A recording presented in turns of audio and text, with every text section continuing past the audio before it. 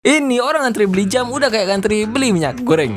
Kok bisa sih? Ada beberapa hal yang membuat hype-nya jam tangan Omega and Swatch Moonwatch ini. Tapi sebelum itu, mari kita perkenalan singkat dengan kedua brand jam tangan ini. Swatch merupakan brand jam tangan asal Swiss yang sudah berdiri sejak tahun 1983 yang didirikan oleh Ernst Tomke, Almar Monk, dan Jacques Muller. Sedangkan Omega juga merupakan brand jam tangan yang berasal dari Swiss yang sudah beroperasi dari tahun 1848 dan didirikan oleh Louis Brandt.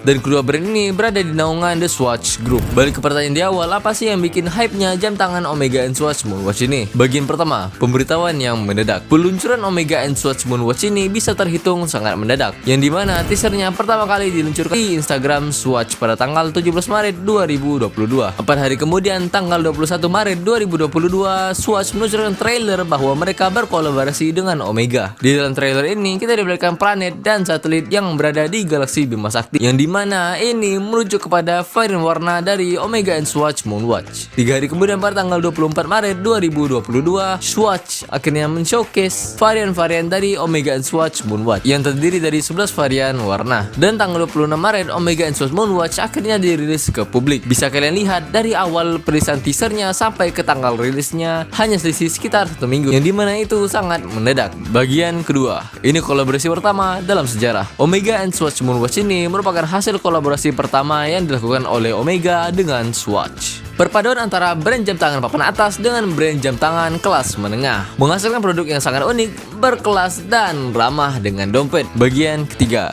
hanya dijual di offline store dan hanya di beberapa negara. Yang bikin orang makin hype dengan jam tangan Omega and Swatch Moonwatch ini dikarenakan jam tangan ini hanya bisa didapatkan di toko offline dan itu hanya terbatas di beberapa negara. Untuk Asia Tenggara sendiri, Omega and Swatch Moonwatch hanya bisa diperoleh di Singapura, Malaysia, dan Thailand. Indonesia tidak kebagian.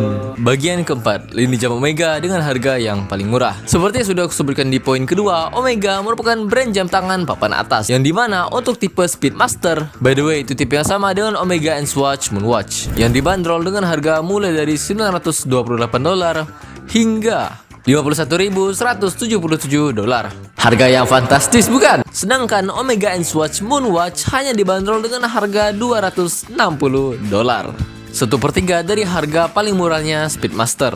Hal inilah yang membuat orang berbondong-bondong untuk mendapatkan jam ini supaya mereka bisa menjadi bagian dari Omega dan mungkin bisa pamer ke orang sekitarnya. Merek jam tanganku Omega loh. Jadi Sobat Prul, gimana menurut kalian tentang fenomena viralnya Omega X Swatch Moonwatch ini? Silahkan tulis di kolom komentar. Subscribe ke Prul Channel untuk mendapatkan video menarik lainnya.